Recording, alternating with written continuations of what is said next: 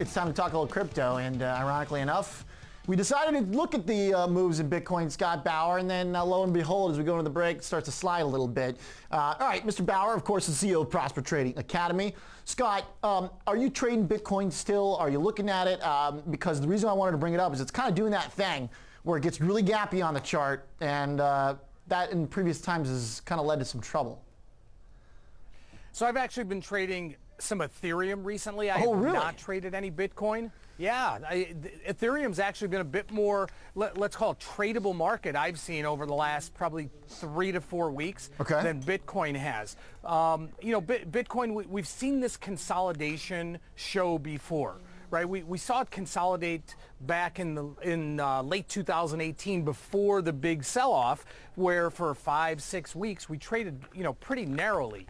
That's what's going on right now after that run up to just over 4,000, Oliver.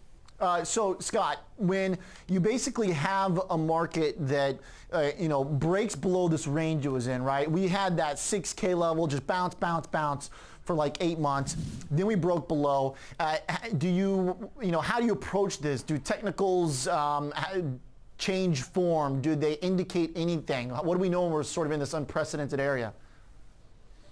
Yeah, technicals still are not, you know, not so prevalent in Bitcoin. You know, there's still not enough, honestly, from my opinion, not enough historical data to really look at that. Yeah, you can say that, you know, when we had the big sell-off, 3,200 maybe was some support, which is the bottom of this range now. So, you know, I look more at volume, and right now there's not a lot of volume, both you know, in the futures market and across the entire crypto space. But one thing that actually put up a little bit of a red flag to me today, Oliver, if you look at the futures price versus the spot price right now, do you know which one is higher? Tell me. Well, I see futures dropping right now, so. Spot is at, and I'm not talking about like even right this minute over the last 10 minutes in this little bit of a sell-off, but over the last few days, spot is now higher.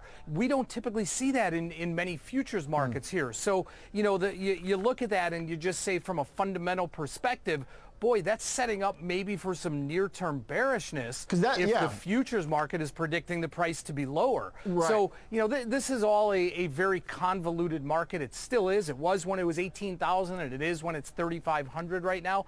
I don't look at the charts here and see anything, any pattern that really tells me we're breaking out back above 4,000 or breaking down below that 3,200 support that we just tested. It's kind of interesting because in stocks, we have been talking about this rally basically, and you hear a lot of folks saying, well, look, we're in a bear market. You get rallies in bear markets, and sometimes they're very powerful.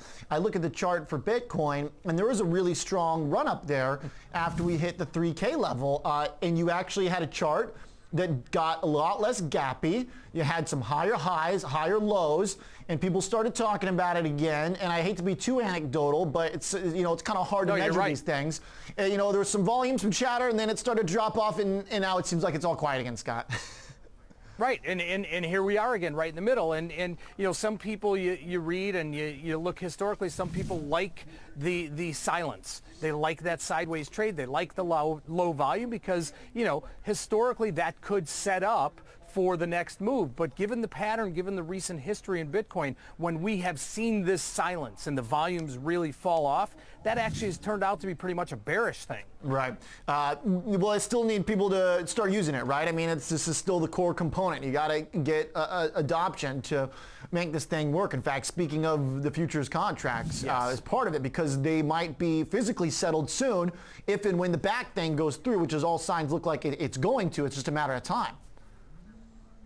Absolutely, but you know, I think everybody's seen this story before. They've seen this play out, and they've been burned once, twice, 3 times. So until we have some definitive news about what is going to go on with adoption and actually getting it into the mainstream, I think it's a slippery slope for now. Yeah. The last thing, Scott, I'll ask is, because you mentioned Ethereum as well, is there, what's the appeal? Is it more volume, a deeper market there than what we see in Bitcoin? Obviously, you know, you're not going to be doing futures because they're not out, but plenty of anybody who knows. Yeah, you know, Honestly, it's, do you want to trade a $3,500 stock or a $120 stock if the volumes are commensurate, right? I'd much rather be in the $120 stock. And from what I have seen, the markets have actually been more liquid. They've been deeper and more liquid and tighter over the last 3-4 weeks in Ethereum. And that's why I've been trading in that space. Yeah. All right.